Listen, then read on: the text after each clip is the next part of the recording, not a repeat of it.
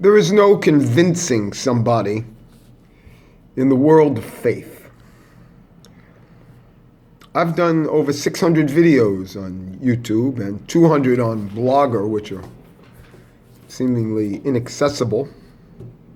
So in all these videos, if you haven't been convinced by now, you're not going to be convinced by me. And if you're waiting for more videos to convince you, then you don't get the point. Faith isn't an intellectual quality. And therefore, anything that you hear or logic or something like that has nothing to do with whether you believe in God or not. And if you don't believe in God, then what are you doing? You see? Now, for me, I believe. So everything that comes out of me comes out of that source of belief. But you can't get to that source of belief the other way. So you can't all of a sudden do like another 500 videos and then say, oh yes, now I believe. There's also a very interesting thing that,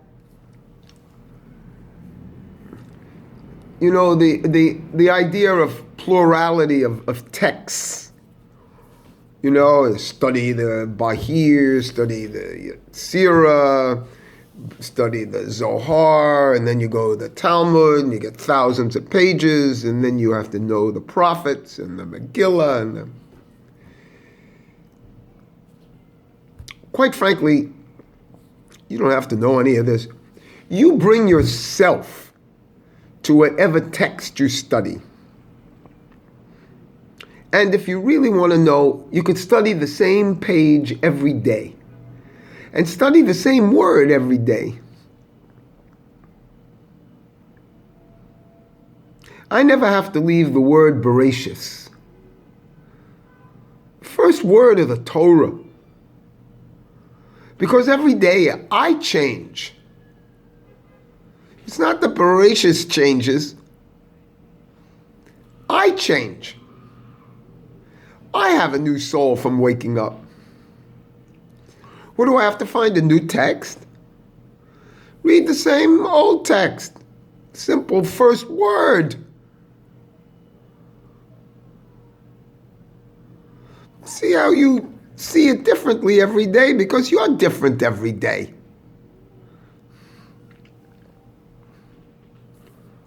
Instead of memorizing pages and pages of Talmud, Mishnah, or thinking that you're not scholarly enough. What a fool. But you have to be in the intellect. Born here in the physical world, and you have to be in the intellect. Then get another PhD. Get it in English literature, then get it in French history. Then go back to school. Again, never ending. But if you develop, then you can go back to the first page, Bereshis. You'll see that bet. You don't have to get past the bet. You'll see that bet differently every day. Take my word for it. And then you'll find out that the Quran starts with that same letter, Ba, second letter. And the beautiful things about the letter Ba, bet, number 2, is it implies the number 1. Do you really think they're interested in the 2?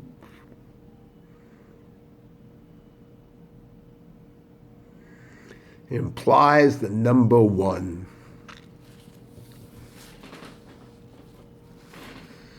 And strangely enough, that 1 is a 3. So that 1 includes the 2 to make a 3. That's a very deep issue here, right from the bat. You don't think that's enough to meditate on for a month? You know, the Tikkun Zohar analyzes the word Bereshit 70 ways. If you studied starting now, you couldn't finish the Tikkun Zohar with its analysis.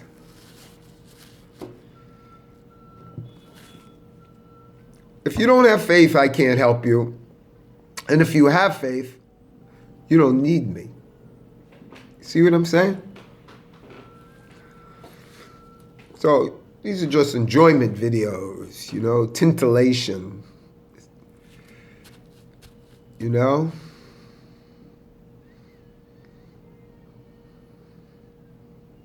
See what I'm doing these days. But they're not helping you any. Because you're waiting for the next one to like convince you or show you or bring you more. We have this problem, and it's what I call the Chinese restaurant problem. We have too many options. You know, you can study the Jerusalem Talmud, the Babylonian Talmud. You can do all the Masechtas. It's never ending.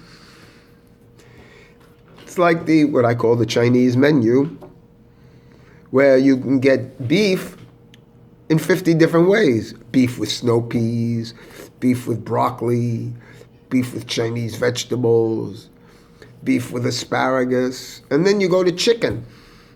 Chicken with snow peas, chicken with vegetables. So you have a menu in front of you of 400 items, you know? And you have the imagination of choice. And they give you this imagination of choice. You know, you have free choice.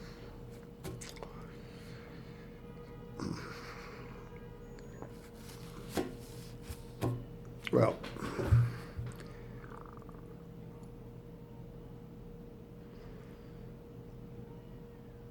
it's not that I'm bitter. I'm not bitter. I'm just disappointed. You know? Disappointed that I, too, fell for the societal perpetuation of the mediocre, of the community in general, you know? And that things will be better for the community, and we're progressing in that. See, I feel one of the bad things about that is tzedakah. The idea of giving a quarter to somebody in need, and then you feel good. See here, quarter. And I feel good because I've given charity from my hard-earned money. I've given you something, giving back. If people need charity, the whole system's no good. Destroy the system.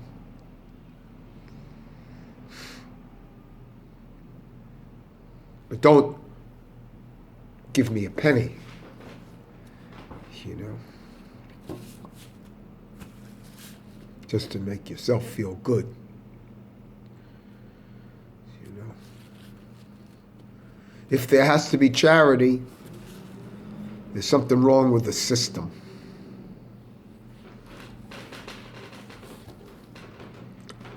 It's a person's right to have it. Not a system to say thank you for it. These are very deep issues here. Do you have faith? And don't even bother reading this stuff, listening to this. It's not going to help you. You don't need it. And if you don't have faith, gosh, what are you listening for? You're listening to a man who believes in God. And if you don't have faith, then we have nothing in common. It's as simple as that.